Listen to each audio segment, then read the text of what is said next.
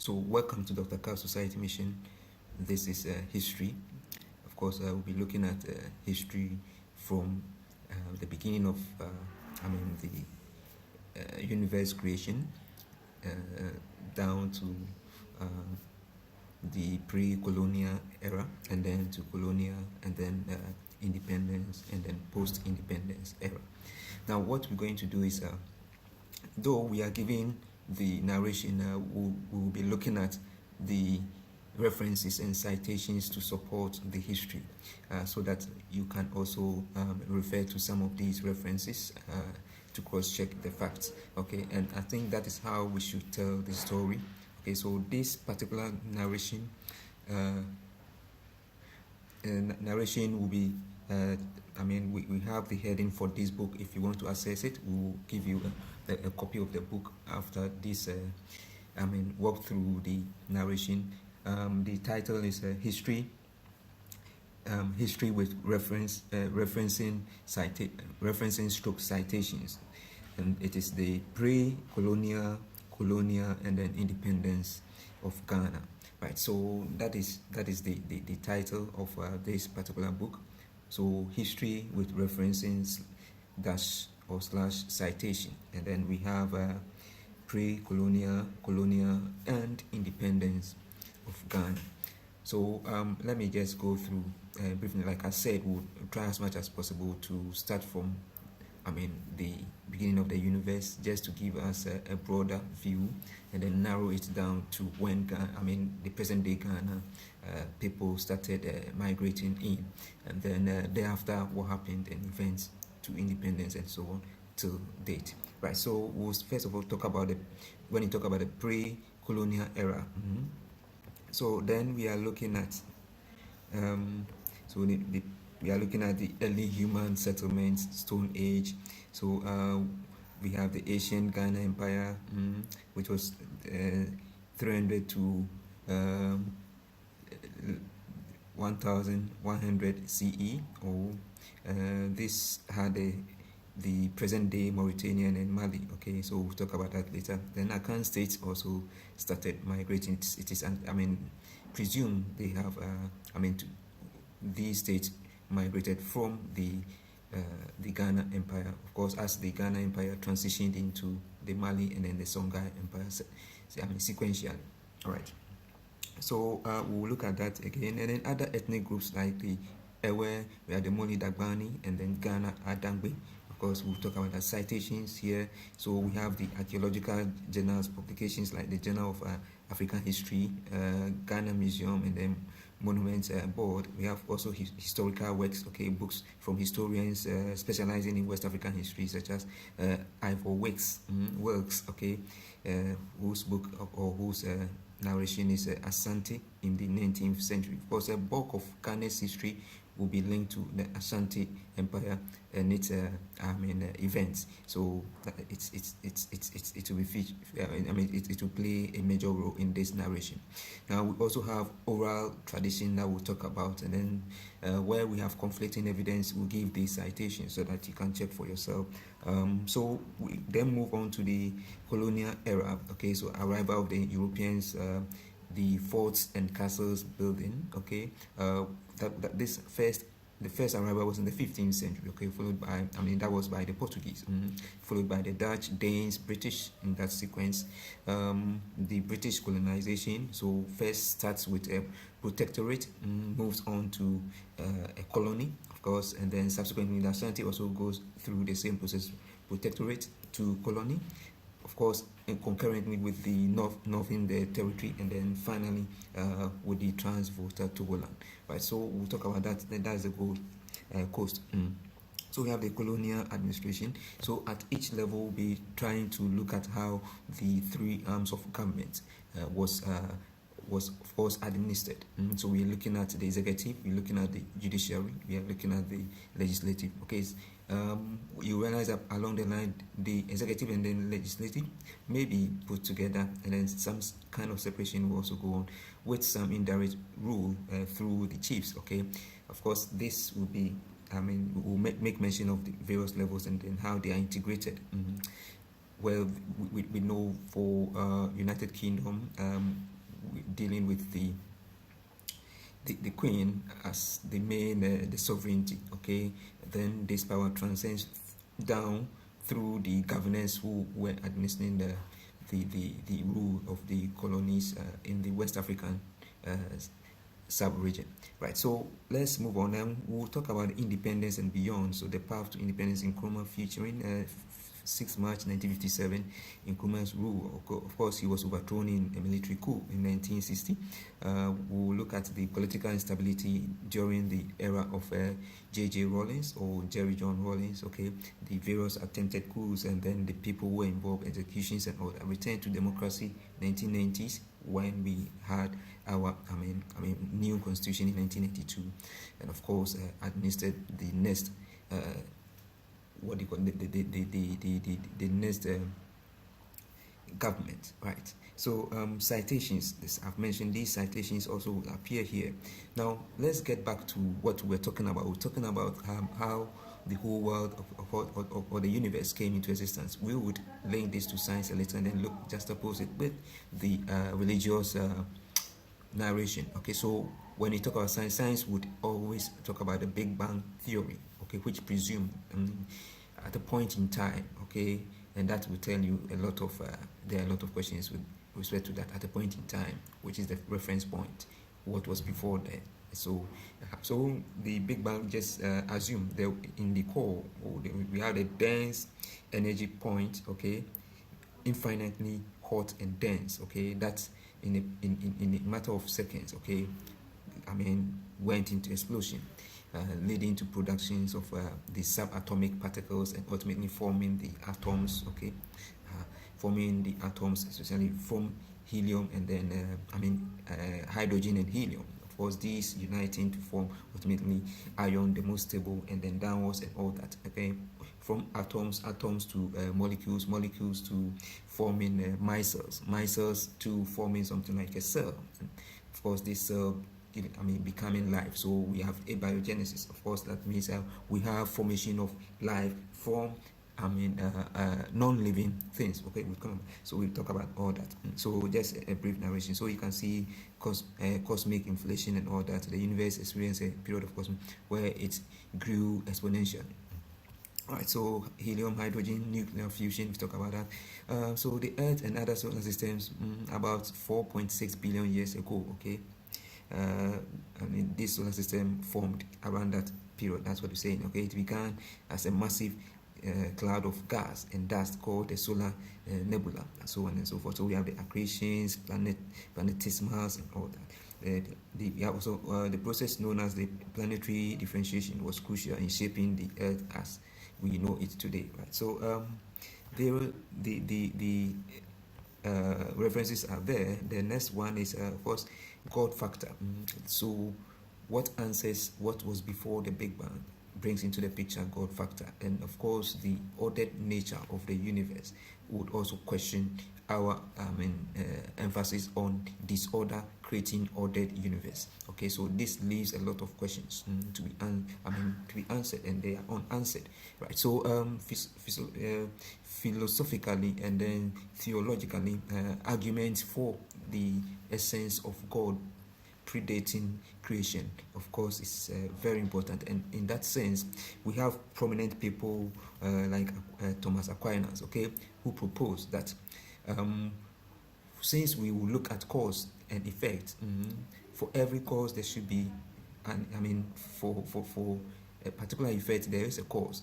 We will trace back and never end, and therefore there should be a being who has no beginning and an end, and that fits the description of God, right? So people who believe strongly think this fits the picture more than having you need to gather a lot more courage to say that the world came out of nothing. Okay, it is easier for you to think that God existed, or a being, rational being existed before the creation. I'm not trying to influence the narration. Of course, everybody would have his belief. Scientists will have their way, and then those who believe in God also have their way. I'm just giving you the picture and the perspective from each person. I mean, the various schools of thought, right? So the relationship between science and that can be look. You can look at that. The origin of life. I've talked about that, abiogenesis. So going through atom, molecules, and order. Then we have these bipolar or lipid, and then charge side, that's bipolar, and then forming micelles into cells aggregating into tissues, organ, and so on in that order, and then having, of course, evolution. Okay, when you have unicellular organisms to multicellular, and that, of course, evolution, and then these classifications and all that will come into the picture, right? So that is this. Okay, the vents creating the deep sea hydrothermal vents, so high energy, facilitating these processes of evolution. Of course, there has been a thought that the organizer of life, that is RNA or DNA, which one preceded? Most likely the effect has been attributed to RNA because that has both functions, okay, for transcription and for protein synthesis. Right. So that is it. We move on. So the Stone Age has we have three stages, okay? The Stone Age, the Bronze Age, the Iron Age. So this is just telling us the tools our forefathers used, trying to name them. Okay, the Bronze Age, that means they were using Stone Age, more or less using stone for most of the things. So the Stone Age has the Paleolithic, okay, the Old Stone Age in three sections. Lifestyle, humans were nomadic hunters, okay? Key, the development of simple chip stone. Then we have the Mesolithic in the middle, so transition roughly between 10,000 to 8,000 BCE. Okay, lifestyle. Okay, so climate led to changes in hunting. Okay, and then with a greater focus on smaller animals and fish. People became less nomadic, often creating seasonal camps. Okay, then we have the Neolithic, the New Stone Age. Of course, here about 8,000 BCE lifestyle. Significant change was the transition from hunter-gatherer lifestyle to one of agriculture and food production. Then we came to the Metal Age, which will be made up of the Bronze Age and the Iron Age. So the Bronze Age, bronze was used, iron was used. So we move on. History, we're talking about once these period that we talked about, the periods that we talk about, okay, the various periods that we talk about were the prehistoric. Okay, so we're not documenting. Now we come to the historic, where we started documenting events. So we have the boundaries of historic era are often defined by major events such as political evolutions, major technological advances, significant cultural and social shifts, the reigns of powerful rulers, and all these will be captured and featured in these narrations of records taken. So we have the characteristics are the periodization, written records, varied length. Examples of the classical antiquity, the Middle Ages, the Renaissance, okay, the early modern era, okay, 15th to 18th century, okay, and then the modern era, 18th century to present day. Right, so that is that. Okay, now let's look at the empires. Okay, so the first empire was the Akkadian Empire, founded by the Sargon the Great, around 2334 BCE in ancient Mesopotamia, modern day Iraq. Alright, so why the Akkadian Empire is considered the first? So many they were centralized rule, multi-ethnic rule, vast territorial control. Right, so these are the factors that go in. So the first let's also look at the first civilization. So the first civilization we are saying was in Mesopotamia. That is the Sumerian civilization. The most common answer to this is the Sumerian civilization in Mesopotamia, located in a fertile crescent between the Tigris and the Euphrates rivers, modern day Iraq. All right, so timeline 6,500 BCE. So right, so where we had the inventions of cuneiform, one of the earliest form of writing. We have the development of wheel. We have the irrigation for agriculture. We have the establishment of complex city states. Okay, now we come to the second civilization, ancient Egypt. Okay, so the ancient Egypt timeline, the dynastic period with early settlement and agriculture began around 5,500 BCE. Okay, now the invasion of the Upper and Lower Egypt under the king Menes, okay, or Nama, okay, is traditionally dated to around 3100 BCE, marking the beginning of the dynastic period. Right. The other point we have to look at is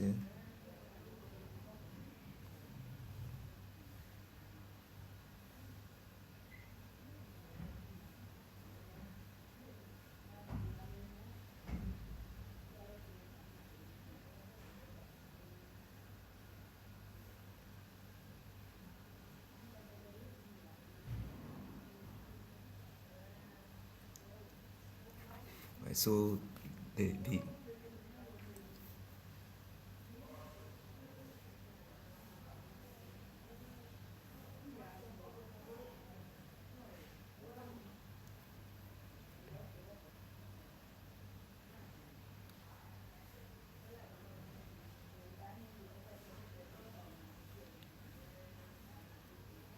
first the under the ancient Egypt, okay, the key innovations is massive monumental architecture. So architecture Egypt, okay, so the pyramids, the temples, the unique writing systems called the hieroglyphics, okay, the advanced agricultural practices, the central political structure with a pharaoh at the head, with a pharaoh as at the head, right? So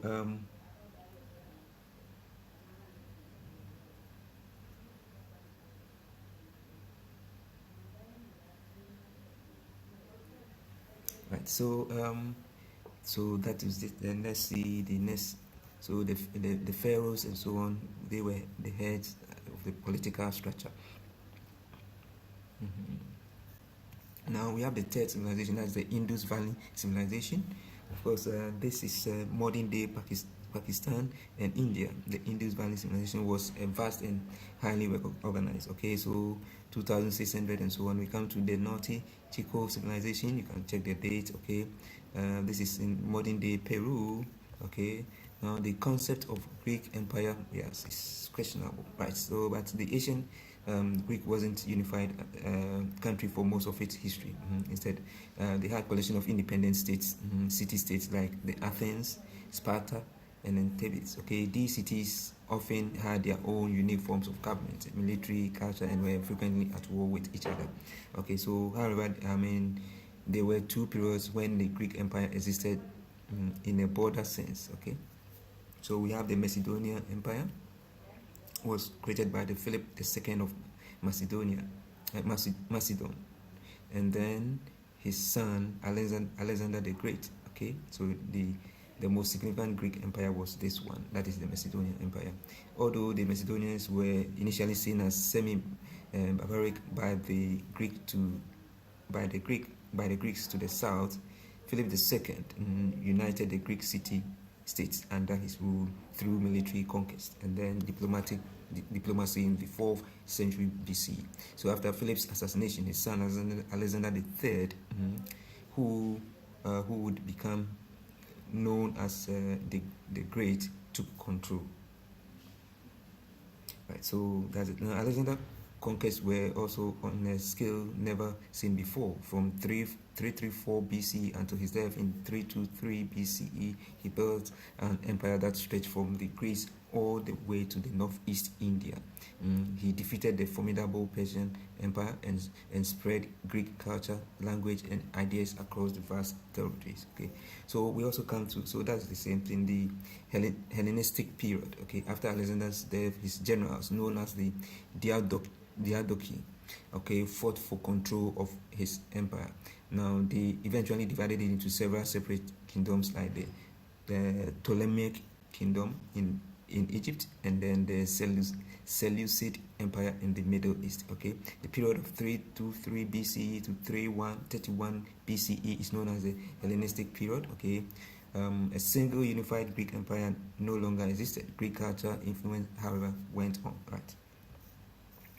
So we then look at the next empire after Greek. Okay, so like we said, Alexander the Great died in 323 BCE. 323 BCE. 323 BCE. 323 BCE to 331 BCE. Okay, so a single unified Greek empire no longer existed. Greek culture influence, however, went on. Right. So we then look at the next empire after Greek. Okay, so Alexander the Great died in 323 BCE. the empire didn't remain intact at then, so instead it was divided among the generals known as the Diadochi, okay, Greek for successors. And for several decades they fought a series of wars, to gain control of the territorial of the territory, which eventually resulted in the formation of three major Hellenistic kingdoms. Now these were the Seleucid Empire, the Ptolemaic kingdom, the Antigonic kingdom. All right, so these were all after the Greek. Now the Roman Empire came into the picture then. Okay, so the rise of the Roman Empire, okay, that was the next event. So the last Hellenistic kingdoms to fall was the Ptolemaic kingdom in Egypt. It was annexed by the Roman after the defeat of Cleopatra the Eighth. Now Cleopatra the Eighth and Mark Antony in the Battle of Actium in 31 BCE. Okay, so 31 BCE. Now, with the conquest of the Hellenistic world, Roman Empire stretched across the entire Mediterranean basin. So now the Romans are in charge. That's where Jesus' story is coming into the picture. So we are now moving from before, maybe coming to the 80s now. Let's see the next. Okay, so ancient Egypt's history is very, very long and complex. Okay, so the beginning of civilization, of course, the ancient begins with the unification of the upper and lower. We talked about that already. The ages of the empires and kingdoms, old kingdoms, okay, known as the age of the pyramids. Okay, so we have the middle kingdoms. The old kingdoms are 268 to 2181 BC. The middle kingdom 2055 1795 BC. New kingdom 1550 to 1070 BC. All right, so that is it. The end of independence. Okay, after the New Kingdom, Egypt experienced a period of decline and was eventually conquered by the series of foreign powers, including the Assyrians, the Persians, and finally the Greeks. So Egyptians predated the Greeks. Okay, but finally they were also conquered by the Greeks. So the Persian rule, the Greek conquest, okay, the Roman annexation, okay, and all that, right? So Egypt's legacy in the world: architecture, engineering, science, medicine, writing and records, religious mythology, right? So we go. The Roman Empire did not fall at once. Of course, it was divided into western and eastern parts in 395 CE. Okay, so left BCE, BC, and now we are now at CE. Okay, the year of our Lord. All right. So the western, the Western Roman Empire fell in 476 CE, and then the Eastern, later known as the Byzantine Empire, continued for another 1,000 years. So the Roman Empire really spanned a vast number of years. Okay, so the Western Roman Empire, we'll talk about that. Okay, so it collapsed in 476 CE. Its territories in Europe and North Africa were carved into a series of small and often short-lived barbarian kingdoms. These were established by the Germanic people who had been migrating into Roman lands for centuries. Okay, so we have the Frankish kingdom, we have the Visigothic kingdom, we have the Ostrogothic kingdom, we have the Vandal kingdom. The Vandal established a kingdom in North Africa centered around the city of Carthage. Okay, right. So the Byzantine Empire, the Eastern Roman Empire, with its capital in Constantinople, did not collapse. Okay, so the Eastern one did not. Okay, it survived and flourished, becoming a powerful medieval state known as the Byzantine Empire or the Byzantine Empire. So the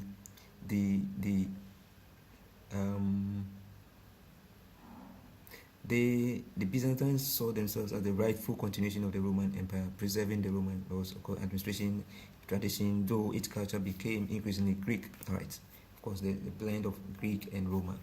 It played a major role in the medieval history until its eventual fall to the Ottoman text. Okay, so Ottoman took over in 1453. So 1453 or 1453 CE.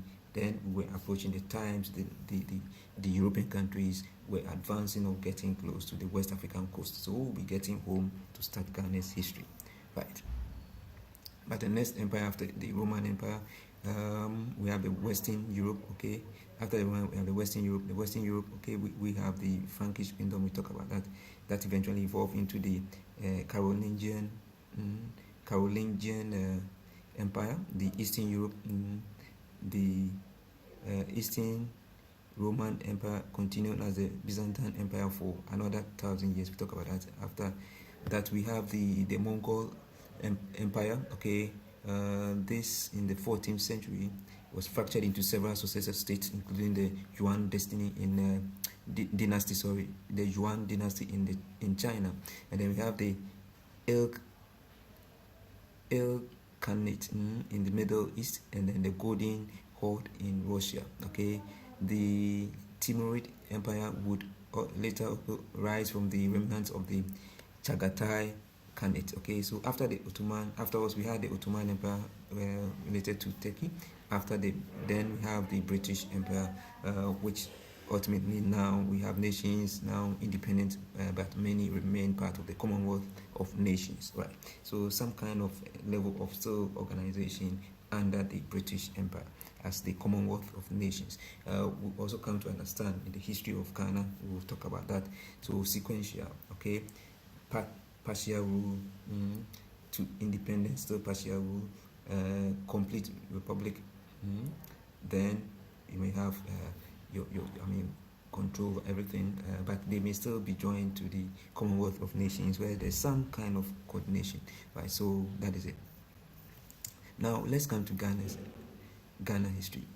Let's look at first of all the Ghana Empire. Of course, the Ghana Empire is where we start from. That's an ancient empire, okay, culminating in its breakdown to Mali to the Songhai Empire, and then we have migrations from there towards the present-day Ghana through Cote d'Ivoire to the dense forest Bono-Manso states, okay, where we have most of the accounts separating, maybe Fantis separating from Asantes and all that, towards their various destinations. So the Mali Empire of 1235 to 1670, founded by Sundiata Keita, who rose to prominence after the fall of the Ghana Empire, okay.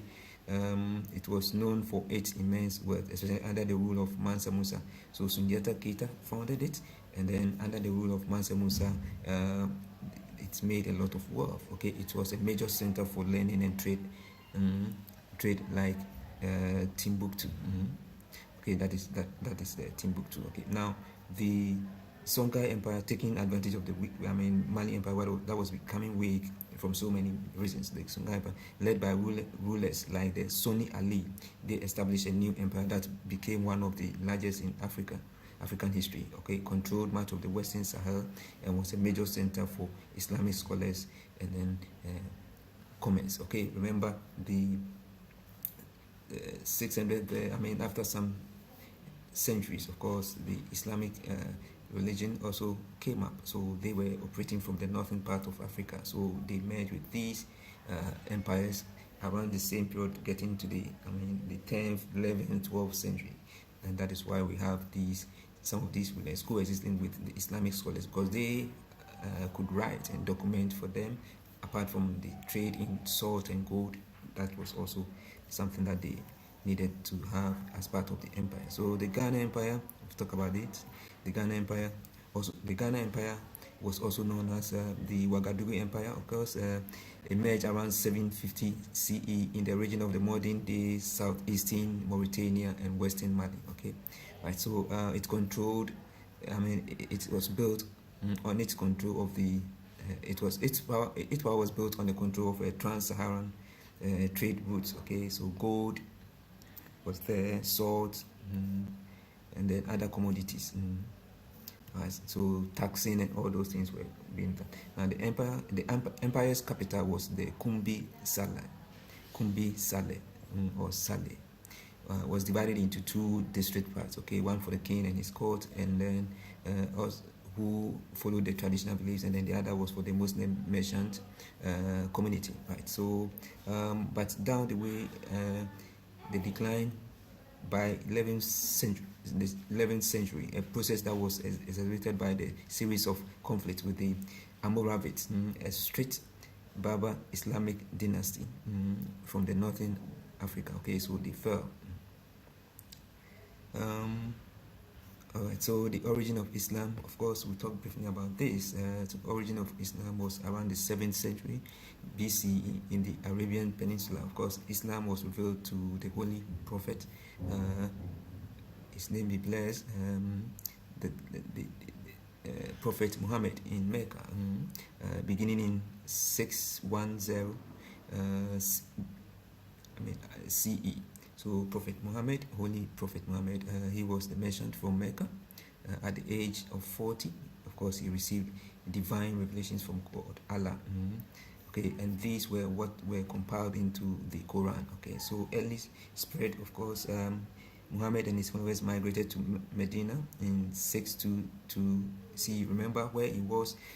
They were more they were practicing polytheism. Okay, they were worshiping, but he wanted the monotheistic Allah worship, so he had to migrate. Okay, so facing persecution in Mecca, Muhammad, Holy Prophet Muhammad and his followers, of course, migrated to Medina in 622 CE, an event known as the Hijrah. Okay, so in Medina,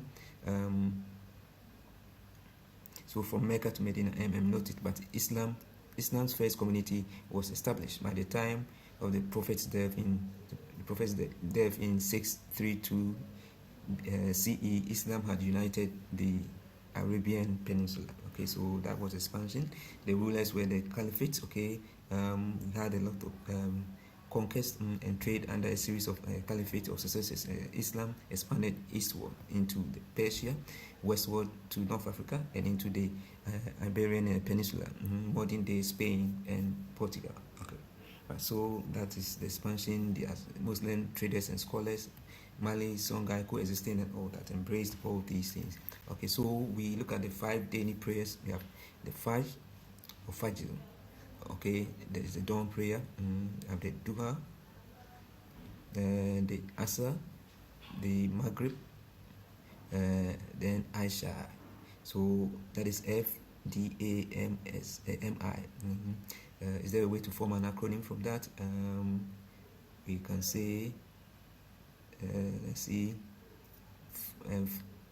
FADIM. FADIM can be an acronym that you can use to remember. Alright, so we move on. Then we have the practices, also about 5, including that for the prayers. Okay, so let me go down and then get that one. So so we have the Shahada, that's declaration of faith. Okay, there is no God but God, Allah,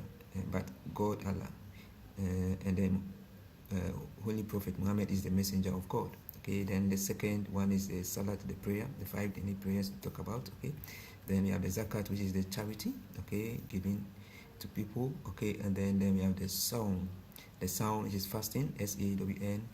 So that's the holy month of Ramadan. They fast from dawn to dusk. Okay, to discipline themselves, and then empathy for the poor and a closer relationship with God.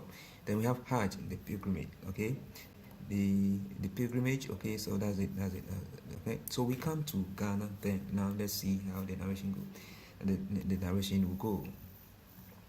So Akan migration suggests they actually came from the Ghana Empire, with the migrations possibly beginning as early as the 11th century when the Ghana Empire was going down. The first settlement was the Bono state. Of course, the most prominent states that emerged then were the Dentra and then the Akwamus. Okay, the Asante states also came in later, led by Osetutu. We have the Mole Dagbani, 13th century. Okay, they were led by the warrior Tuhazi. Established kingdom in the northern part of Ghana, later divided into the Agomba, Mampusi, and then Nanumba states. Of course, the Mole Dagbani people, including Dagbani, Mampusis, are believed to have originated from the Lake Chad area, and then they migrated to Ghana in the 13th century.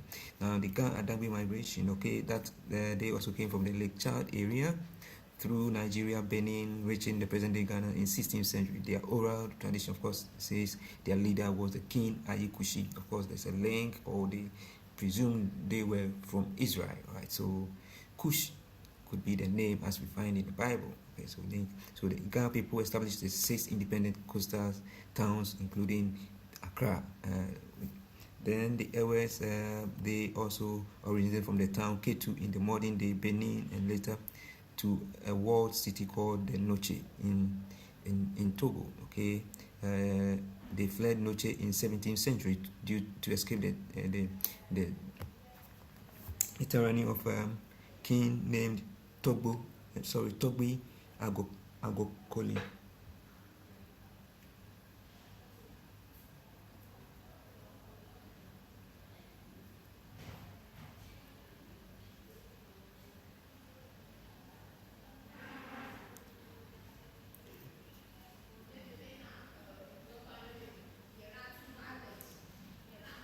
Right. So we go. The Guan migration, of course, they are thought to be the first people to have entered the present-day Ghana, coming from the north. Okay, northern part. Okay, they are believed to have migrated from the Mosi region of modern-day Burkina, possibly as early as 13th century, and then escaped wars with the Mande people of the Mali Empire, settled across various parts of Ghana, including Volta, Central, Eastern, and were often met by later migrating groups. Okay, so we move. There's the Hunter, part of the Akan community. They migrated from the Awin area, possibly in the 16th century. Okay, they established the Hunter kingdom. Of course, they had issues with the Dutch, the British, Swedish. Okay, traded with them, but a notable leader of the Hunter kingdom, King Badu Bonsu II, okay, was executed by the Dutch in 1838 after a conflict. Okay, now the Nzimans also come into the picture, part of the Akan subgroup. Okay, they migrated from Benin, Togo region, 17th century. The prominent figure in Nzima history is the Kaku Aka, a king who was a major military leader and statesman during the 18th century. Fantes, of course, also migrated from the Bono Mansu area and then Techiman area, as people say. Okay, by 13th and 14th century, migrated south to the coastal region, established several independent city-states, including Mankesim and Mabo and Winneba. Okay, so 18th century to resist expansion of Ashanti, leading to the long period of conflict known as the Anglo Asante War, not Fanti War, Asante War. Now the Achems, or the Achems, okay, also Akan group, they believed to have originated from the Bono Manso area, just as the Asantes. Okay, the Achems were a powerful military force. They were also a significant rival to the Asantes and the Asante Empire. The most notable leader include the Ufori Atta I, a paramount chief who played a crucial role in the development of Achin and Buakwa state. Right, so the Akwamus, of course, significant power, built an empire, dominated part of the Gold Coast in the 17th and 18th century. So that was when Osetutu was coming into the picture with his friend Okunfanochi. So remember Akwamu state, that was where the Akwamu people believed to have originated from the Akan heartland, okay, possibly in Bono Manso, migrated through the Trifo Himan area, ultimately settling in the modern day eastern region where they established their kingdom. By 17th century, the Akwam kingdom was a rising power led by the lines of powerful kings in Oman. Okay, the rise and fall of the Akwam, let's see. Their greatest territorial expansion occurred under the reign of King Ancestor Strako I. Okay, he ruled in 1689 to 1702. Remember Okunfanochi's era coming in. Now this empire stretched from Accra to Benin, so they controlled Accra area to Benin, major trade routes and all that. So the Ghans were all under them. Right, so the lands from Accra were all under them up to the stretch Benin. Okay, now key factors in the rise to power.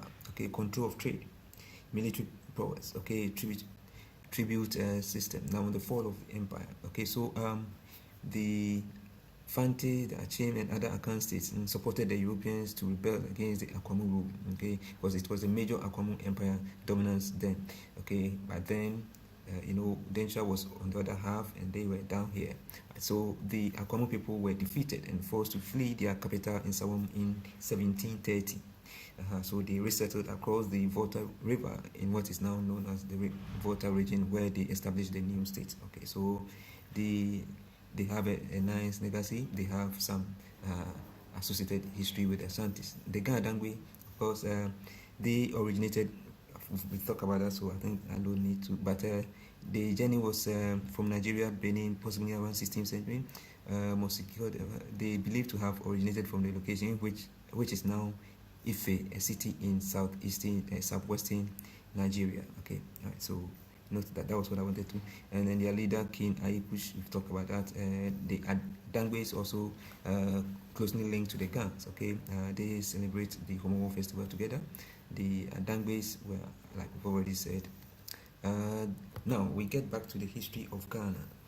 So by the 13th century, the 1400s, the Europeans were advancing. Of course, the Portuguese, of course, had advanced in this travel on sea, and so navigators and so on. So they definitely would have reached Ghana first. So the Portuguese were the pioneers in European maritime exploration, seeking new trade routes to Asia and source for gold. So gold trade and all that, and so on.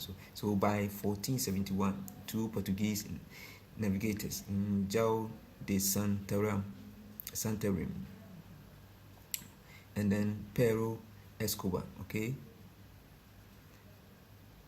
they sailed along they sailed along the coast and found a lucrative, trade in gold. Okay, that's Ghana, which they named as the Mina de Ora. So gold mine. So that is the gold mine, right? Okay, so first of all, the Ghana's name was gold mine. Okay, to establish, of course, their presence, they needed to build forts and castles. Okay, so in 1482, they built the South George de Mina. Okay, that is St. George of the Mine, which is also known as Elmina Castle now, right? Okay, so that the fortress became the oldest and the most significant. Now, other European powers, the Dutch, also came in, okay, challenging the Portuguese. So they eventually captured Elmina Castle in 1637, became the dominant European power on the coast. The British also came in with same, challenging them in various ways, economically, military-wise, and so on. Okay, so by the 17th century, the British had completely taken over. Of course, the Danes and the Swedes were also here in their smaller groups, building forts and so on. So let's look at some forts that are listed. Western region, we have the Fort Sao Antonio, St. Anthony, Axim, built by the Portuguese 1515. The Dutch captured it in 1642. Fort Gross, Fredericksburg, okay, Princetown, built by the Brandenburg Prussians in 1683. Fort Bartenstein, okay, that's Buta. Built by the Dutch in 1656, and then Fort San Sebastian Chamar, built by the Portuguese in 1526. It was taken by the Dutch in 1642. Fort Apollonia, being built by the British in 1768. In the central region, we have the Elmina Castle, or also known as the Fort St. George, Elmina, okay, the oldest, most significant in Ghana, built by the Portuguese in 1482. The Dutch captured it in 1637. Fort Patience Apam, built by the Dutch in 1679. Fort Amsterdam Abanzi, built by the British in 1642. The Dutch captured it in 1665. Cape Coast Castle, originally a small lodge built by the Swedes. Okay, in 1653, was later expanded by the British in 1664. Okay, so 1653 to 1654 became their major headquarters. Okay, Fort William and Omabo, built by the British 1757. Fort Nassau Mori, built by the Dutch, or Nassau Mori, built by the Dutch in 1612. Greater Accra, we have the Christiansborg Castle, Castle, built by the Danes in 1660s. Okay, it served as the seat of government for Ghana for many years. James Fort Accra, built by the British in 1673.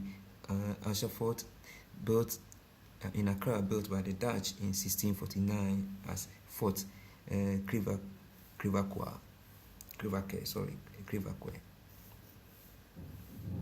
Right.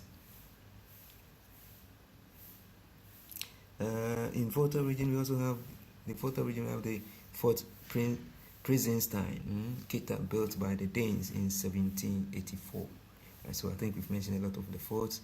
Now let's start with the Anglo-Dutch rivalry. Okay, they went through a series of war, and finally the Dutch were trading with the Asantes. Okay, but when the power shifted to the hands of British, the Asantes had to, fight the British in 4 different wars. Okay, so the end of the rivalry.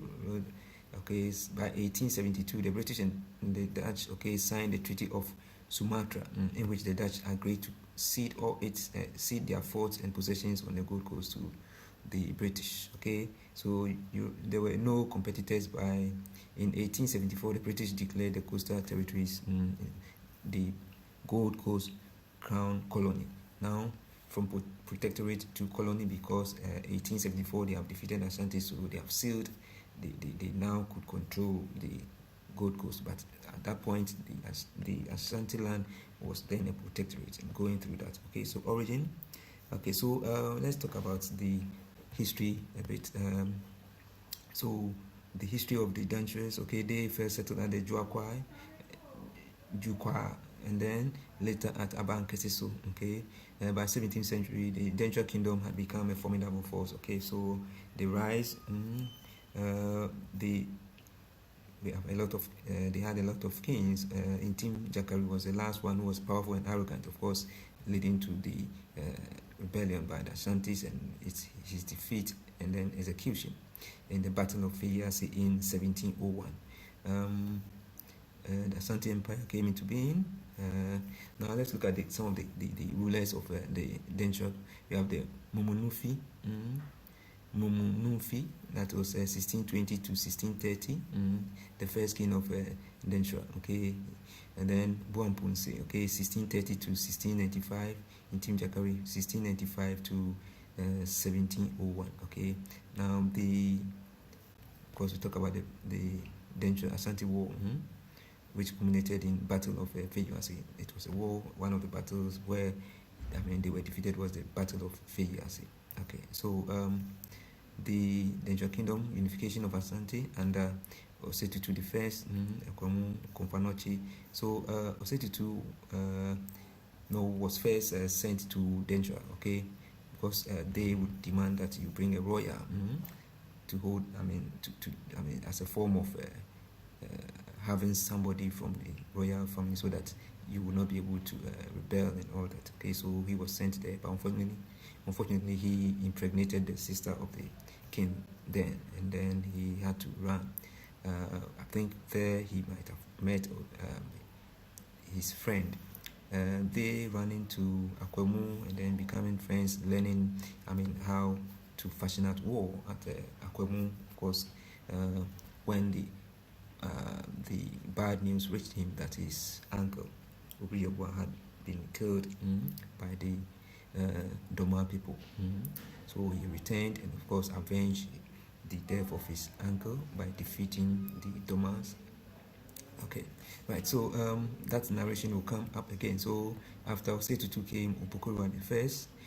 So his reign, if we look at Osetutu, that was 1680 to 1717. And then Upukurwa was 1720 to 1750, because the time in between there were some sort of a series of problems and issues. Okay, so finally the Upukurwa was made the king. He expanded the Asante kingdom. So, but before then, the era of the states, that is when the Asante state had not come into being. We had some of the rulers of the Oyoko clan as the Nanachum. His reign is estimated to have been around 1570s. Okay, his town was Asante Manso, which is considered the original home of the Oyoko clan, and the place where the Asante people trace their origins. Okay, Nana Oti Akenten followed 1630 to 1660s. okay, he established his capital at Kwaman and began the process of military unification that would be completed by his successor. So Nana Obriyabua came into the picture 1660 to 1680, where he was, killed and beheaded by the Doma people. Of course, Asante also is avenged and killed Doma Kusi, the same scenario, pushing the Doma people to their present day. Right. So that narration will come, but where we have conflicting history, we'll talk about. Then that is where we will raise the references, okay, citations, so that we can all check, cross check, and then be certain. Right. Okay. So the narration is such that the war between the Doma and the Asantes, some put it.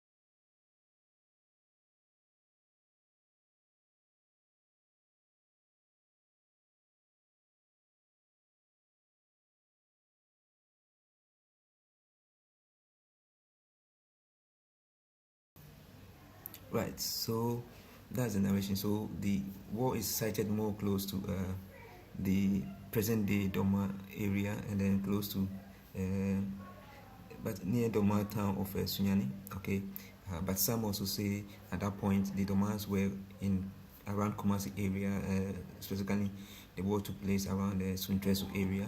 Okay, so that narration, conflicting narration is there. I'll give you the references so you can check. Okay, so it said that the initial conflict, okay, so the people, the Doma people were also very powerful Akan group. Okay, they established a kingdom, of course, north to the Asante towns. Remember, by then these states were all under the Denja people. Okay, so whilst they are there, whilst they were there, the conflict between the two ensued, and that was where the uncle of the Obriyabua, the uncle of Osetitu was killed. So the Doma people, the king for the Doma people was the Nana Owusu-Penyi. He was known for his military prowess, okay, and had a history of conflict with the nascent Asante state, okay. So the point is, at that point, the Asante was just about, forming.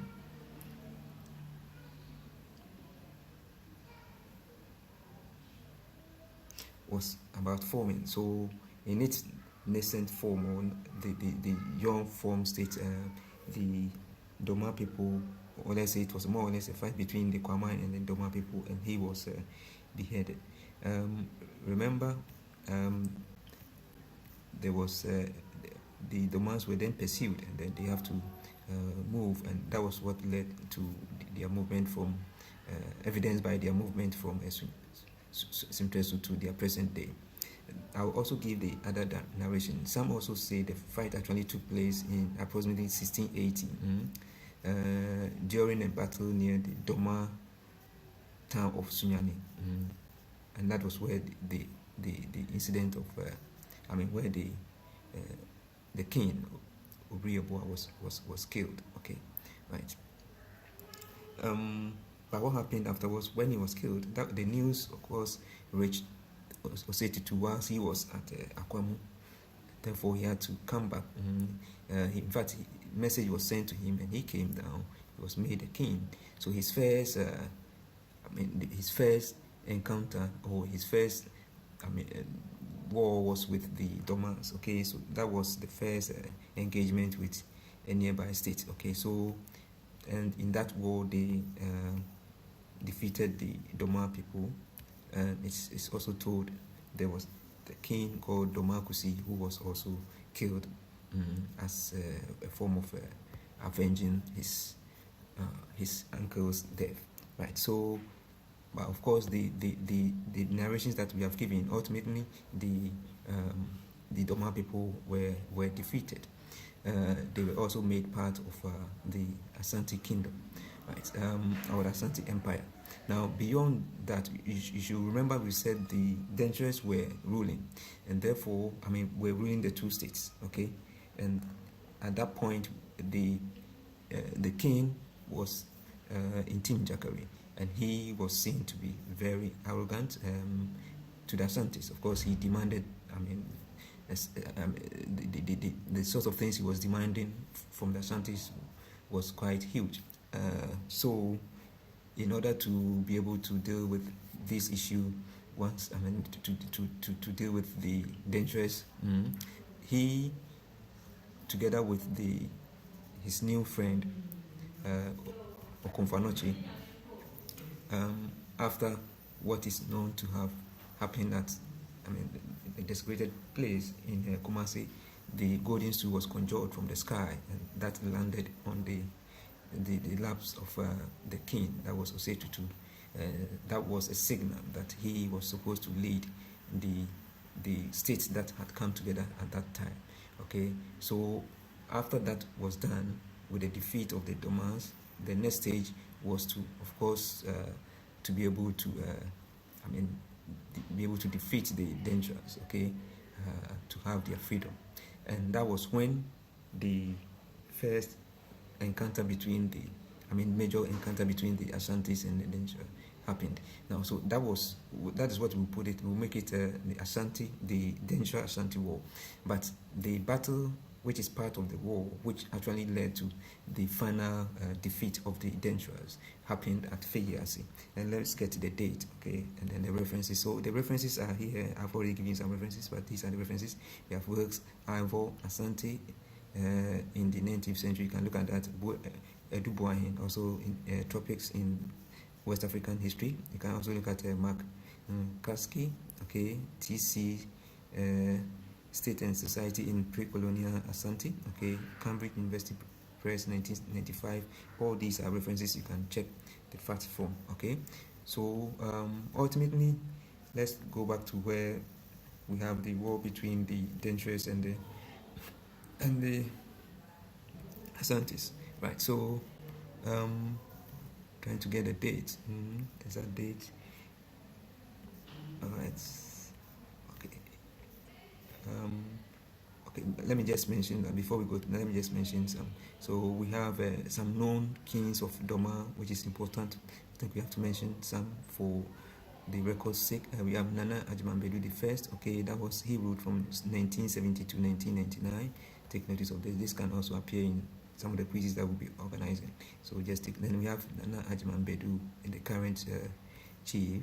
I mean, sorry, the current chief. He was installed in 2000, right? So he's still the chief. We also have historical. Let's also look at. I want us to take a bit into a bit of time and then go through some historic Doma or historic Doma chiefs, okay, so that we get some names down. So we have Nana Owusu Penny. I've mentioned this one. He defeated and killed Nana Obriyabua, the uncle of Osetutu. This event, of course, sparked the war between the Doma and the Asantes, and of course led to the rise of the Asante Empire. Because after the defeat of the Domas and then the murder of Doma Kusi, as per narration, they proceeded to attacking or fighting the Dangerous, okay, and ultimately defeating them at Feyasi, okay, right. So the other king or chief for the Domas was Nana Owusu Ansa. He was later the king of Doma. Of course, he was also a powerful ruler and a rival of the Asante Empire.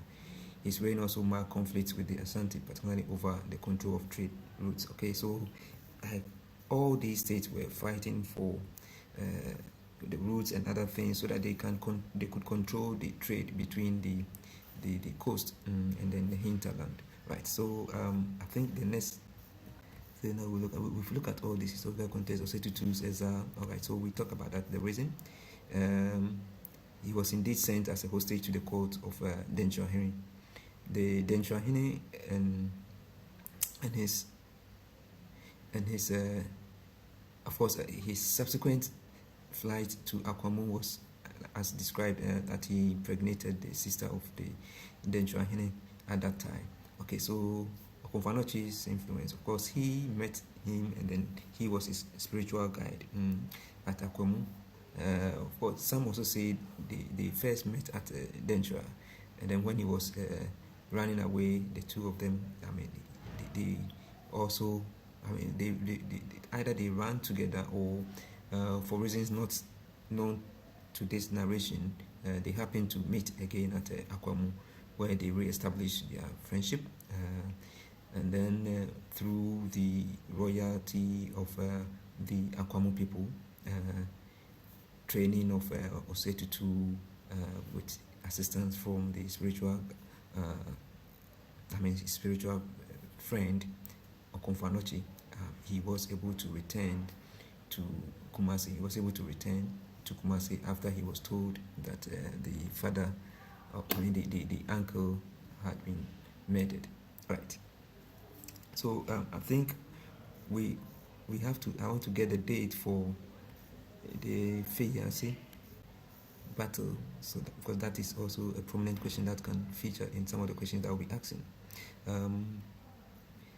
This is talking about the disputed location in terms of the war between the Asantes and the Domans, but the references for the Doma, the Asantes fight, we have it here. I have works, okay, in Asante in the 19th century. You can check that one, 1989, okay. Then T.C. Makaski, you can also look at Edubuahin, Ghana evolution, change, and so on, right? So, Osei any life, talk about that, Oyoko. We described that, so I think I will not need to go over this. At the time he got to Akwamu, the Akwamu Hine was Ansa Sasraku. It was during this time, this period that he met and befriended the great priest, the spiritual leader Okonfo Anoche, who is also thought to have, to be a descendant of, the what we call the Akuapem area. So there are of course conflicting issues with the origin, or the hometown, or where Okonfanochi comes from. Various tribes have given narrations to where he comes from. Some say he comes from the Akuapem area. Some also have claimed that there's a link, some kind of link to the Volta part of our country. Okay, so by those ones I do not have the facts here, so and I do not have the references here, so these are not part of the references here. So I think we can look at that later. Now let's move on.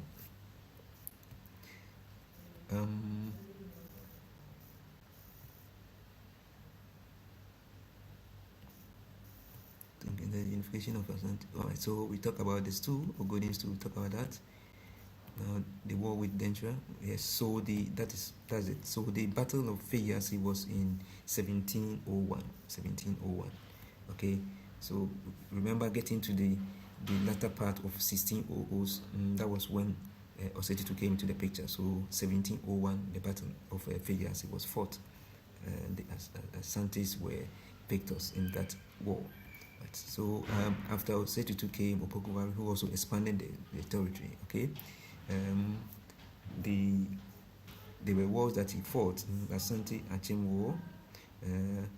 The Opokuwari led a successful campaign against them, defeating their forces and incorporating their authorities into the empire. Remember, the Osei was ambushed when he was crossing it's presumed a river when he was ambushed. So to avenge his death, the Asantes, after choosing Opokuwari as the next king, defeated the Achims. Okay. Now the same, there was also the Asante Bono Manso War. So the Bono Manso, the ancient kingdom, was also captured by the Asantes. The Asantes also fought the Wasas, and so Asante Wasa War was also, the Asantes were also victorious in that war. And then Asante Gonja War, the Asante forces also pushed north, and then they defeated the Gonja kingdom, giving the Asante control of the northern trade routes and then access to the trans-Saharan trade in slaves and then other goods. All right. So that's the narration. Osetutu was died when he was crossing the Pra River during a war with the Achim people. Of course, it said he was ambushed. And that was a significant event in Asante history, oral history. You can hear that, especially when they are giving the oral history. But his death was avenged, and then the Achims were defeated again, brought under the control of the Asantes later on. Opokuwari actually was installed in 1720. After his installment, that was when he waged war against the Achims. Okay, so the most decisive campaign took place in 1742, where his army completely defeated the Achim forces. Okay, so we then come to the kings of Asante before the Anglo-Asante War. So we have Kusi Bodom, 1750 to 1764. He succeeded Opokuwari the first. Okay, there were some internal. His reign was a period of consolidation and internal stability. Osei Kojo, 1764, 1717. Okay, he centralized the Asante administration. Okay. Osei Kwame Penyin, 1717 to 1807. 1803. There was peace, however, internal conflicts and succession disputes started. Osei Bonsu, also known as Osei Tutu Kwame, was a powerful, ambitious king. Bonsu got his name from his war after defeating the coastal tribes. Okay, so he was 1804 to 1824, and in fact he was the architect who defeated the British in the Samanko War, where Sir Charles McCarthy head was where he was beheaded and his head taken as a trophy. Okay, we'll also look at the Fanti Wars. Okay, the Fanti Ashanti Wars. Okay, now there were a series of wars, especially around the early 1800s to early 1809, 1811, and so on. It is said that somewhere along the line, even the Gans also had issues with the Fantis, and then the Ashantis joined the Gans to fight them. But we should also remember this event also turned. Okay, especially after the Sir Charles McCarthy was defeated in 1824. In 1826, when the Ashantis thought the Gans had joined the British in fighting them, and then they wanted to punish the Gans. That was when they assembled about 40,000 men. But remember, in this war, this war is also seen as part of, some accounts see the war between the Dodowa war or the Akatamans War to be part of the first Anglo-Ashanti War. Some also think it's separate. Okay, but for whatever reason it was, the Ashantis sought to punish the Gans. At the same time, the British had also suffered a humiliating defeat at the hands of the Asantes in 1824. And so these put together meant the British were ready to, of course, avenge. The Gans were also the ultimate losers if they do not take part in the war, and the Asantes win. That would mean they also be brought under the Asante rule. So there was a coalition led by the British. Then we have the Gans, we have the Achims, we have the Denturers, and then most other south, the coastal tribes.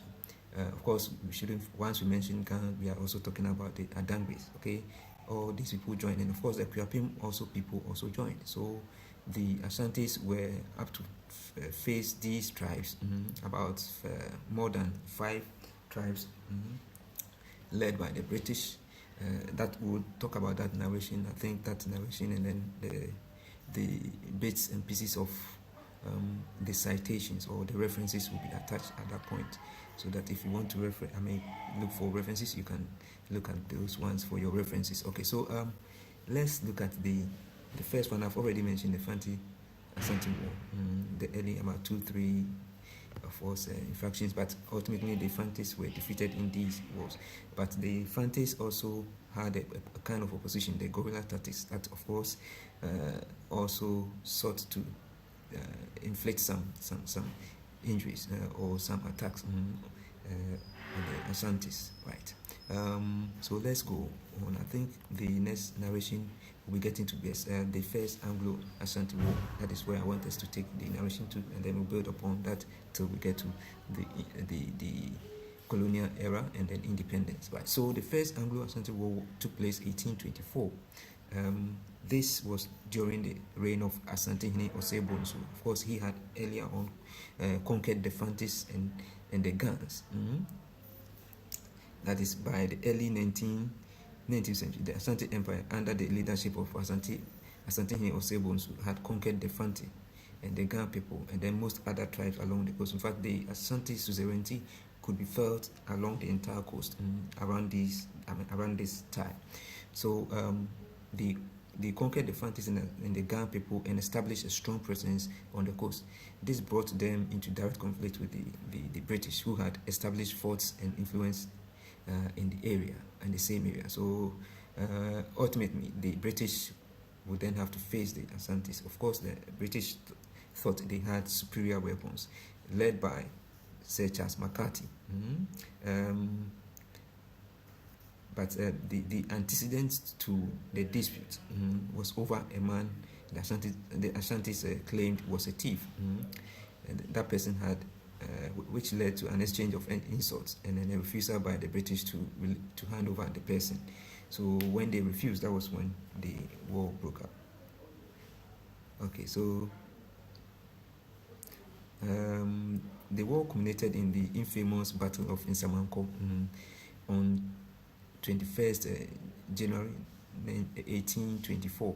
The British governor, Sir Charles McCarthy, he was confident in his troops. Okay, but he marched with a small force to meet the much larger Ashanti army. But of course, he was ambushed. He went there together with the Fantes, the Fante allies, and other local tribes. Okay. Now, the Asantes, using their superior knowledge of the terrain, of course, they knew the terrain, they were able to ambush the British forces.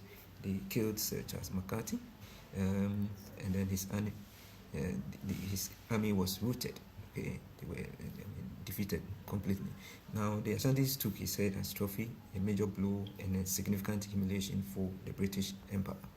Now, the aftermath. Okay, so to be able to avenge this, the British needed to, of course, deal with the Asantes in this manner. So between 1824 to 1830, and then that is 2 years after the war, that is 1826. That was when the Battle of Dodowa came in. Now this is where I'm going to give the narration and then give you the citations or the references so that you can check.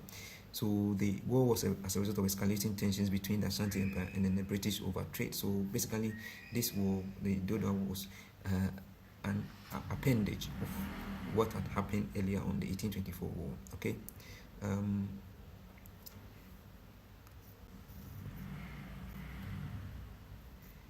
Now, after the victory of the Asantes over the British in 1824, the new king was Asante Hene Osei Yao Akoto. He planned to march on the coastal settlement. Of course, having defeated the British, that sense of the sense of victors, okay, was in, and then they needed to stamp their authority over the entire coast. So this prompted the British to also form a powerful coalition with the Fantes, the Gans, the Dentra, and then other coastal states. And this was what, this was what happened at the Battle of Dodowa. So we had at least 3 or 4 coalitions from the local people and then the British. But something made the difference in this war, which actually led to the defeat of the Ashantis. And that is what I'm going to mention. There was this rockets called the Congreve rockets. And this was the first time, the Ashantis were being exposed to this kind of rockets. They were actually not, terrified by this rockets. Okay, so they were sent into disarray and all that, and that was, in fact, the Ashantis were rooted in this war. That means they were completely defeated. And so, having suffered this catastrophic defeat, of course, the king really escaped. Okay, all right. So the other thing that we must look at in this narration is, we have various narrations. Some have said it was only between the Gans and the Asantes, but the citations I've said so far puts a coalition of British, Gans, Gandangwes. In fact, some even add the Dentures and then the Achems. Some even add the Equiapims and all that. Okay, so it was a coalition that actually fought the Asantes. But one thing that we must also take notice of, the Asantes came with about 40,000 men. Okay, but they actually outnumbered the coalition forces. I think the Gans and other people mobilized about 5,000 or so, but being led by the British and their new weapon that I talked about. Okay, and that was the first time they were also using it. In that local terrain that devastated the Asante army, and then they were completely defeated. So that happened in 1826. Let's get the exact date. It was on August 7th, 1826. Okay, right. So by this defeat, the Ashantis would then have to, of course, accept or settle issues with the British by signing a treaty. But remember, after the death of the governor, Sir Charles McCarthy, the vacuum left was some kind of vacuum was left because they didn't have a governor then. So the merchants, the British merchants, okay, who were still around, needed to fill that vacuum. Okay, so we have we have McLean coming into the picture at that time. So we'll talk about McLean. I think that is not here, but we'll get there. We'll talk about him. Let me just also put this on record that the Battle of Dodowa, we had these people collating and then fighting against the Asantes, and it's well not putting this on record that the British forces were led by the Colonel Edward Purdon. Purdon, that's Purdon. He replaced Sir Charles McCarthy after his death. So note that he was he led the forces, the Ghanaian forces, the local tribes against the Francis, against the Asantes. Okay, the Asantes were also led by Asante Hini Ose Yao Akoto, who had also succeeded Ose Bonsu.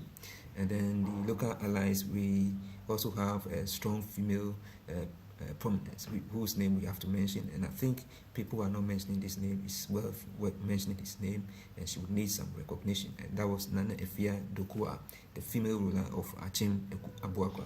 And then, of course, the king of the Gans, King Taki Kome of the Gans, right? So these names are also worth keeping records, keeping in mind, because these can also feature in the quiz, or the questions will be set, right? So let's also go on.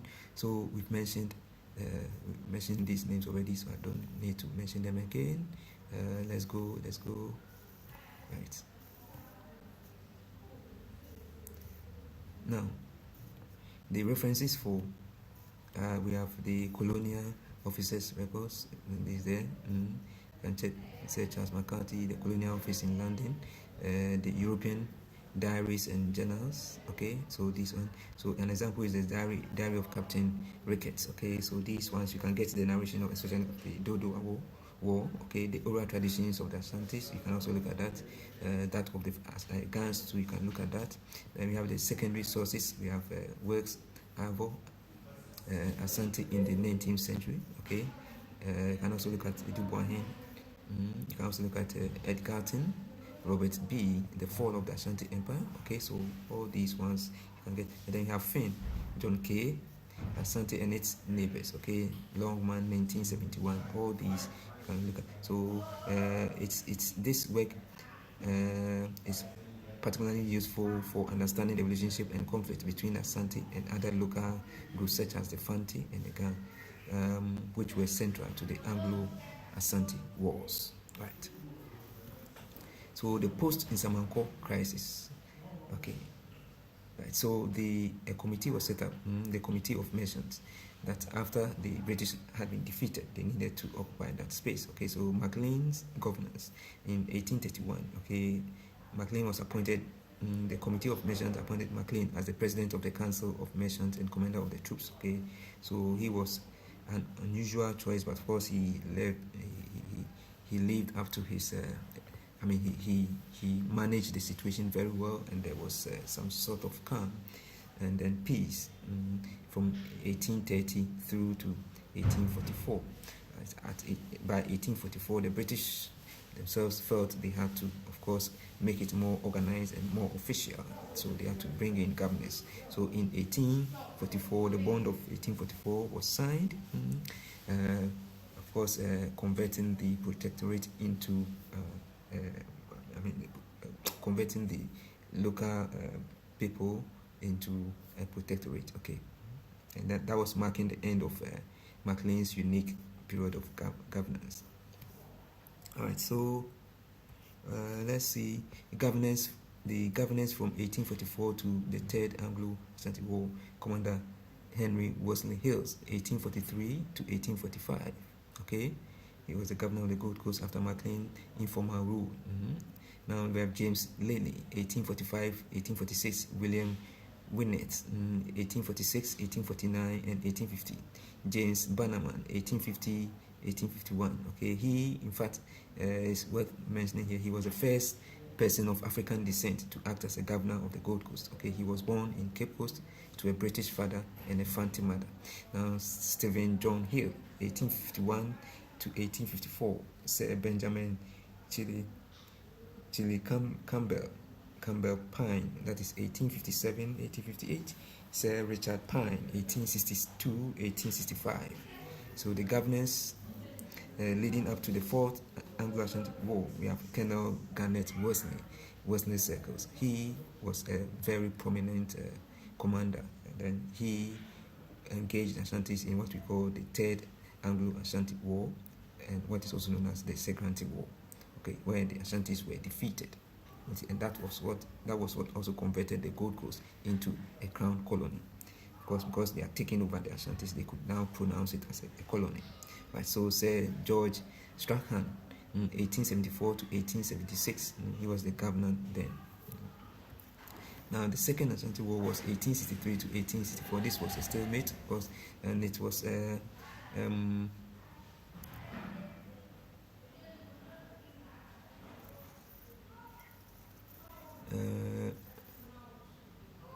of course, they even died because of the disease and other things. So then the governor. Let's look at. I've already mentioned some of the governors, so I will not go back.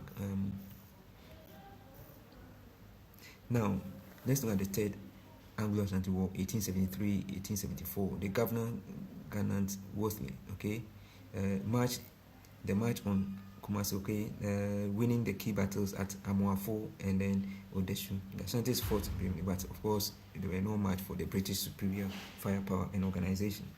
Kumasi was then conquered, and then the Ashantis were forced to sign the Treaty of Formula, where they had to pay they had to pay for certain cost and then also be asked to pay certain amounts.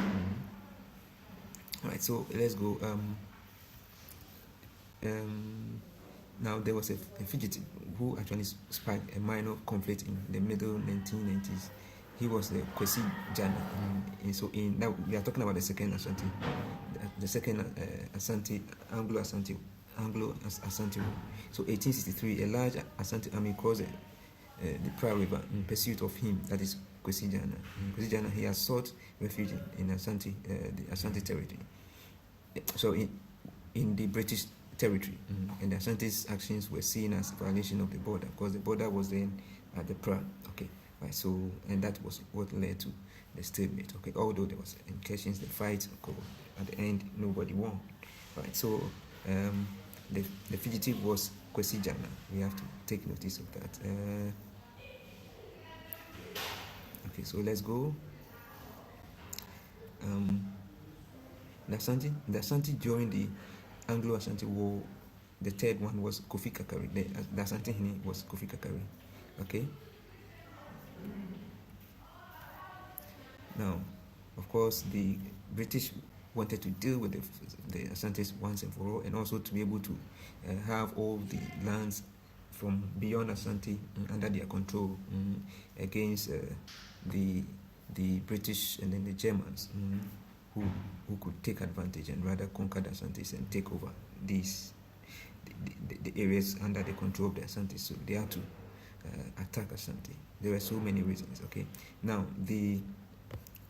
in the narrative, so the fourth Anglo-Asante War came up in 1895. The British military expedition led by Governor William Maxwell, they marched towards Kumasi. Okay, ultimatum, Prempeh did not resist. Okay, they were captured. So in January 1896, he and his family submitted to the British authority at Kumasi. The British then arrested him and his mother, the Queen Mother Yai Chan. Okay, so these names you can keep them. They were taken first to they were first held at Emina Castle and then transferred to Seychelles Island. Some say they were first taken to Sierra Leone, and then in 1900 to Seychelles Islands. Okay, so Yasantua was when the demand by the then governor, the then governor of Gold Coast, Frederick Hodgson, demanded for the Gold Coast. That was when the Yasantua came in. Of course, the men were not putting up to the attacks. Okay, they were not ready to fight. So Yasantua came in, and then that was what led to the Goldings to war, or the Yasantua War. Of course, Asante could not defeat the attack, the British, of course, and also the attack, and then immobilized the British in Kumasi in the fort that they had put up. It took some days and several these interventions before a backup was able to relieve the British soldiers, and ultimately the Asantes were defeated again. So it's worth mentioning that this was a war that was led by a female, a Queen Mother, when the men were afraid to lead. Okay, so after 1991, the British officially annexed. So at that point, the Asante land became a crown colony in 1902. Subsequently, the northern part, and of course later the Transwater Togoland also joined. Right. So the Sir Garnet Wolseley had the famous name, our only general. Of course, he came with the Wolseley circles, a well-organized military tactics that also counted in the defeat of the Ashantis. All right. Okay. So of course, some also call that the Ashanti Ring. Okay, and this was used by the British in other wars. Okay. So this tells the history that Wolseley made for himself. Right. So we have other governors. 1844. I've already talked about this, mentioned them. So I will not mention them here again. Now, Sir George Strahan, 1874 to 1876. Sir William Brantford Griffiths, 1885 to 1895. William Edward Maxwell, 1885 to 1897. Sir Frederick Mitchell Hoskin, 1898 to 1900. Then we have Governor of the Gold Coast, 1900 to 1904 is Sir Matthew Nathan. Sir Frederick Gorgesberg, 1919 to 1927. And then Arnold Windhorst Hodgson, 1934 to 1941. He oversaw the colonial administration leading up to the World War II. Sir Charles Noble Arden Clark, 1949 to 1957. Okay, so governors, we have already mentioned them. Let me go. So after 1948 to 1949, we have Sir Gerard Creasy. And then 1949 to 1957, we have Sir Charles Noble Arden Clark. And then we have 1941 to 1947, which is worth taking notice of. That is Alan Burns. Okay, he introduced the new constitution in 1946, which gave Africans a majority in the Legislative Council for the first time, and a key step towards self-governance. Okay, so the rule was, at every point you have to look at the three arms of governance. Okay, executive, legislative, and then the judiciary. Okay, and of course you look at internal rule to external rule. External rule was held on by the Queen until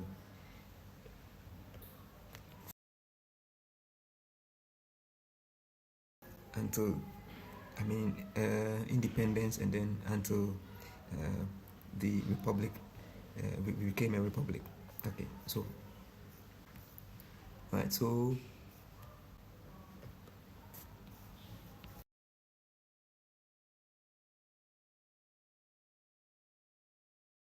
now it's worth mentioning Gorgesberg because he came up with the 10-year development plan, infrastructure development, education, so Takoradi Harbour, Achimota College, Kolebu Teaching Hospital, Gorgesberg Constitution of 1925, which allowed African representatives on the Legislative Council for the first time. Alright, so early nationalism, we have the Aborigines Rights Protective Society, because important events, 1948 Accra route, okay, which became major catalyst for change, and then they established the Watson Commission to investigate the cause of the route where these people were imprisoned. Where the big states were made. Were said to have led that. So we have J.B. Dankwa, United Gold Coast Convention, which was formed in 1947. Their motto was self-governance within the shortest possible time. Kwame Nkrumah, he joined as a secretary and later departed. Okay, the other four, we have Ebenezer Akweje, Edward Akufo-Addo, William Ofori-Atta, and Emmanuel Obechebi Lamte. They were all intellectuals and played important roles in early stages of the independence movement. Okay, so we have the CPP being formed in 1949. After Nkrumah broke away, his motto was self-government now. Nkrumah's strategy of positive action included boycotts, strikes, and non-violent protests. Of course, this was his radical approach resonated with the masses, and the CPP became the dominant political party. The Aborigines Rights Protection was formed in 1897 in Cape Coast. Okay, was founded in response to the British colonial government proposed Crown Lands Bill of 1897. Some of the key figures were John Mensah Saba, 1864 to 1910. Jacob, he was one of the first Africans to be called to the English bar. Jacob Wilson Say, 1832-1924, the merchant, and then the first president of the ARPS, of course, Mensah Saba. Okay, and look at other things. That's not it. James Castley Hayford, okay, 1866-1930. He was a lawyer, journalist, and actor who was a leading voice of the Pan-Africanism and later founded the National Congress of British West Africa. Okay, so these are nationalists that we need to mention. Pre-colonial governance. Okay, we look at executive, the king, the chief, legislative, the customary law and tradition, judiciary was administered by the chief and his council of elders. Okay, the British rule combined in the various parts in different forms: executive, legislative, the judiciary established a dual legal system. We have the Supreme Court later. Because this was taken off and then later brought back, and so we'll talk about that. So the Supreme Court in 1853, the first Supreme Court of Her Majesty Forts and Settlers, was established in the Gold Coast. 1866, the court was abolished as part of reorganization of the British West African settlement. It was replaced by the Court of Civil and Criminal Justice. 1876, the Supreme Court ordinance was passed, re-establishing the Supreme Court as the highest court in the Gold Coast colony. This marked the first step in the formalization of the British judicial system in the region. So 1876, of course, we should look at when the movement of capital from Cape Coast to Accra, the reasons will come later. So the bond of 1844, signed between the British and the Fanti chiefs, molding, of course, this was the judicial kind of bodies. Okay, so in 1927 the Native Administration Ordinance was also passed. Okay, defined the powers and composition of the traditional courts, often called the Native Tribunals. Okay, right. So the British West African Court was a regional judicial body established during the colonial era to serve as the unified court of appeal for British colonies in West Africa. So court of appeal. Okay, right. They were over the local courts, your local Supreme Courts. Right. So these were. So the Prempeh's return was in 1924, nearly 30 years in exile. He was initially made lesser title as the Kumasi Hene in 1926.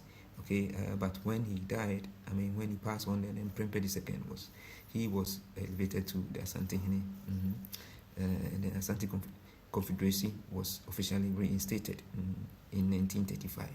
That is when the Asantes pronounced that as their independence. Of course, at this point, the Asantes had back almost all the sorts of benefits they were having. So the Asante Confederacy was back. Right, but the struggle in the struggle for independence, the Asantes, most Asantes were, more or less opposed to Nkrumah's idea, because they were looking for more of a federal system as opposed to a one-state country, of course. So the NLM, the National Liberation Movement, in 1954 was established by the Asantes, okay, mainly the traditional leaders, the cocoa farmers and the traditional leaders. Right, so let's go. So the period 1954-1957 was marked by intense and sometimes violent political rivalry between the NLM and then the CPP. Joining the opposition, later the NLM did not succeed in its goals of federal states, so it eventually merged with the two other opposition, that's the Northern People's Party and then Togoland Congress. So with the Northerners and then the people from the Volta area joined Asantes. So initial coalition was between Asantes West and the Northerners. This must be noted in the history, right? So the CPP, of course, gained independence in 1957. Ghana gained independence in 1957, and then Nkrumah, of course, later on would declare Ghana as a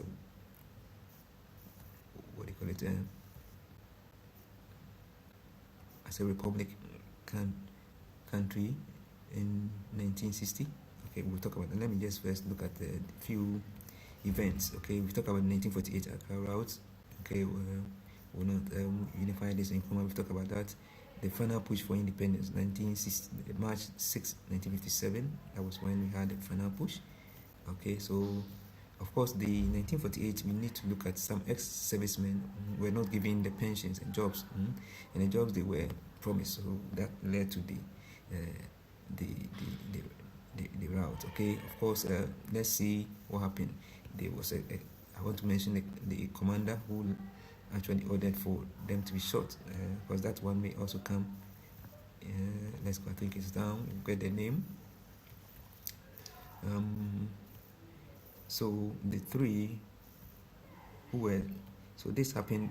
They led a peaceful protest march on February 28th February 1948. They were unarmed, okay, but separately there was a public boycott of European imports due to exorbitant prices, which also led to a high cost of living. The British colonial authorities were also seen as complicit with European trading firms fueling public anger. So that led to all these things led to. The British, of course, they declared a state of emergency and arrested 6 leaders, the big 6, okay, as we've mentioned already. Now, the governor at that time was Sir Gerard Creasy. The police commander who ordered for, and then ordered for the shooting was called Colin Emery. He's a British police superintendent. Okay, these people fell: Sergeant Ajete, Corporal Atipo, and Private Odate Lamte.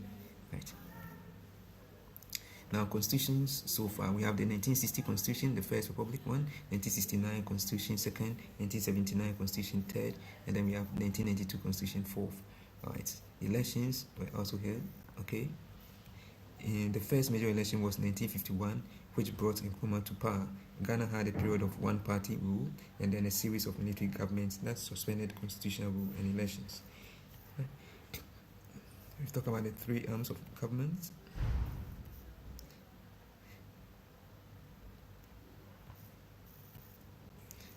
Now, 1925 West Constitution, we talk about that. Okay, 1946 Barnes Constitution, unofficial African majority. The Barnes Constitution created a legislative council with an unofficial African majority. Okay, all right. So 1951 Constitution followed 1948 Accra routes. Okay. All right. So 1954 Constitution was the final major colonial constitution and gave the Gold Coast full internal self-government. Okay. 1954 Constitution granted the Gold Coast full internal government. That means external one was still under the control of the Queen through the governor. Of course, after independence, after the Republic declaration, we still were part of the Commonwealth of Nations. So still some advice, but of course still we were totally free. Okay. A lot of reasons led to the National Liberation Council was formed in 1954 in Kumasi with the main support base coming from ASANTE cocoa farmers interests. The NLM was led by Bafo Osei Akoto, a linguist to the Asante, and later joined by intellectuals like Kofi Abrifa Buzia. Their grievances were CPP cocoa pricing policy, fear of unitary states, threat to traditional authority. Okay, so the Asantes wanted a federal system of government. Now, 1956 general elections. Okay, this of course Nkrumah won. The CPP won 71 out of the 104 seats. Okay, independence March, of course, 1956 also came in. Now let's look at the 1956 elections. So 1950, to resolve the political stalemate and ensure a clear mandate for the final form of government, the British Secretary announced that independence would only be granted if a reasonable majority of the population voted for it in a general election. So the 1956 was to see whether people wanted independence. The election held in 1950 was fought on the central issue of unitary versus federal. So they wanted independence and also wanted unitary or federal state. Okay, the CPP won 71 out of 104 seats. Okay. Right, so economic. Now the first president in 1957 he ruled until February 24, 1966, when there was a coup and then he was overthrown, of course, by the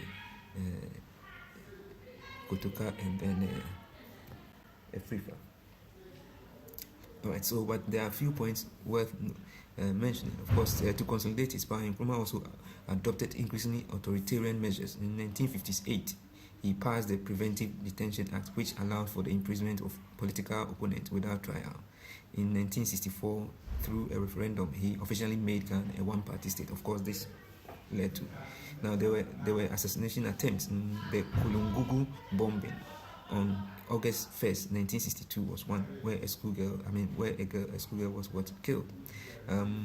The people were arrested, and then Akukosa, who was the Chief Justice, of course, because he did not find them guilty, he was fired, and a new court set up. Okay, so February 24, 1966, the NLC, the National Liberation Council, led by Colonel Emmanuel Kutuka and Major Akwesi Africa, successfully overthrew Nkrumah government when he was away. Okay, and then he spent his life in exile in Ghana, Guinea, Mali. Right. So these three individuals were tried for treason in connection with the Kulungugu bombing. And Tebia Adamafio, the Minister of Information, Broadcasting and Presidential Affairs, Ebenezer Akweje, the Minister of Foreign Affairs, and one of the big says, and then Hugh Horatio Kofi Crab, okay, Horatio Kofi Crab, okay. So the executive secretary of the Convention People's Party, he was executive secretary. So most of these people were within the CPP party. So the three, but the Chief Justice Akukosa, of course, did not find him guilty. Angered by the verdict, Kosa was dismissed, and other judges were also dismissed. Of course, new one set up, and these people were found guilty and sentenced to death. But of course, this sentence, this conviction was converted to life and to a number of years in prison, which I will find later. But Nkrumah didn't have any vice president, but he had close ministers like Komla Agbeli, Bedema, and Kojo Bochu. Of course, Parliament leader was Joseph Richard Siedu, and the first Chief Justice I've mentioned, Akukosa. Okay, he was a prominent legal figure who was controversial, dismissed by Nkrumah in 1963 after the Kulungugu bombing trial. Right. So 1966 to 1966, we talk about that. Nkrumah's era, one-party state, coup, and so National Liberation Council school, the Second Republic. NLC handed power to the civilian. October 1, 1969, Buzia won, okay, as the executive prime minister here, and Edward Akufo-Addo as the ceremonial president. Military coup in January 13, 1972, Colonel Ignatius Kutu Echampo, he led a military coup that overthrew Buzia government. Okay, so the military junta known as the National Redemption Council, the NRC, suspended the constitution and dissolved parliament. And the Third Republic, after several military rule under Echampo, his successor, Ghana returned to the civilian rule. The Third Republic was inaugurated on September 24th, 1979. Of course, this was after Jerry John Rawlings had been imprisoned and then released by his friends. Of course, Hillary Mann won the September 24th, 1979 elections. Military coup also happened again in December 31st, 1981. Flight Lieutenant Jerry John Rawlings, who also led a brief coup in 1970, staged another coup overthrowing the Liman government. Okay, he ushered in the long period military rule in Ghana's history. This was the Provisional National Defense Council, which governed the country until 1992. Right. Now, the Fourth Republic, let's talk briefly about that. Started 1992, following a referendum, a new constitution was adopted, restoring multi-party democracy. The Fourth Republic inaugurated in January 7th, 1993. Rawlings was the first president after an election. Right, so the Supreme Military Council, we need to talk about that. Okay, SMC1, SMC2. SMC1 was 1975 to 1990. SMC governed from 1975 to 1979. So the first SMC was 1975 to 1978. Ignatius Kutu Echampo he was in power through coup, and then he proposed a union government, Unigov, which would have enshrined a military civilian government without political parties. Of course, this was seen as a ploy to keep him in power indefinitely. So he was removed in a palace coup by his own people. General Fred Akufu was made. He took over as the head of state. So from 1978 to 1979, July 1978. Right. Okay. So until he was also, and the SMC was over. Thrown in a coup. Captured. Rawlings was captured May 15, 1979. He was released morning of June 4th, 1979, by a group of junior soldiers inspired by Rawlings' speech and fed up with the corruption of their senior officers. Okay, right. So that is that. I think this has been a comprehensive history. The references are there. Now these people participated in releasing Jerry John Rawlings. We have Major Boachi Jan and then Corporal Major Samuel A. N. Yeboah. Thank you very much. Now the key individuals who were executed are General Ignatius Kutu Echampong, former head of state, S71, Lieutenant General Fred Akufu, former head of state, Air Vice Marshal George Yao Boachi, that's former Air Force Commander, Major General Edward Yutuka, former Board Guard Commander, Rear Admiral Joy Ahmedume, former Navy Commander, Major General Robert Cote, former Chief of Staff, Defense, Colonel Roger Felly, former Commissioner for Foreign Affairs, and then Major General Kwame Ejay, former Board Guards Commander. So all these people were, about 8 of them here, were executed, and that was unfortunate. Right. So the Armed Forces Revolutionary Council, led by JJ, kept its promise to return to Ghana to constitutional rule. Okay, of course they were using the PNDC to rule. Okay, so 1979 elections, the parties, we have the People's National Party, led by Dr. Hila Liman. Okay, he won, traced it back to the Nkrumah Convention Party. The Popular Front Party, led by Victor Owusu, he was the main opposition, and the United National Convention, UNC, United National Convention, led by William Oforiatta, a member of the Big Six and a prominent nationalist. Okay, so the elections, People's National Party, the PNP with Dr. Hila Liman won. Okay, but of course, September. Now, following elections, the AFC, after its 3-month house cleaning exercise, kept its word and handed over power to the newly elected civilian government on September 24th, 1979. Dr. Hila Liman was sworn in as the president, ushering in the country's third republic. Okay, right. So 1990, we have a lot of 1991 coup and PNDC. Okay, so we had a lot of incursions and coups. Okay, attempted coups. In 1982, there was a coup led by Lance Corporal Samuel Amedeka. Okay, this was fought. Okay, by the Ghana Armed Forces. Now, in 1983, another significant attempt was made by soldiers, including Sergeant Aloga Akatapori, a former member of the PNDC itself. The plot was also suppressed, leading to the arrest and execution of the ringleaders. In 1985, a plot to assassinate Rawlings and other PNDC members was uncovered. The ringleaders were subsequently tried and executed. Right, so political killings here and there and so on. June 30, 1982 was a bad day. The victims were Justice Kojo Ejay Ejapon, Frederick Poku Sarkodie, and Cecilia Grantin Ado, along with Major Sam Akwa. These were abducted during curfew hours, and their bodies were found later. Okay, so the murderers,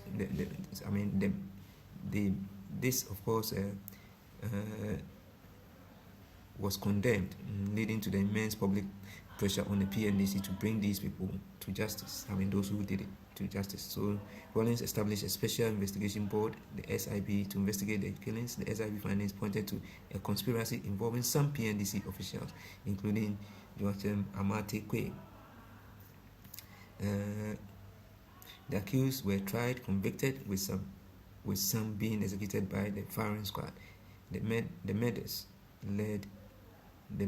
led to a national outcry, and June 30 is now commemorated as Martyrs' Day in Ghana. Right. Thank you very much.